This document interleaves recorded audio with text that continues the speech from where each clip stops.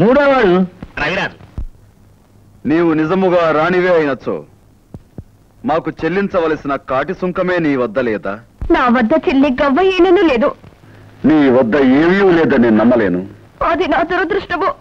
ఏ వెలకైనంతగా నమ్మి నా వద్ద ఏమీనూ లేదు.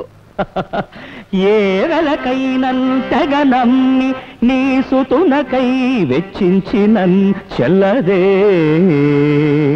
అయ్యో, నా వద్ద ఏమీనూ లేదు. ఏమమ్మగలను? దళమో పయ్యదలో నడంగియో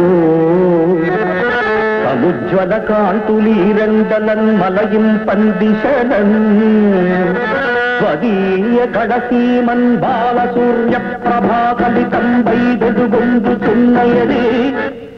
అది మాంగళ్యంబు కాబోలు, అది మంగళ్యంబు కాబోలు. దానినే వెలకైనంతగా నమ్మి నీ సుతునకై వెచ్చించిన చల్లదే.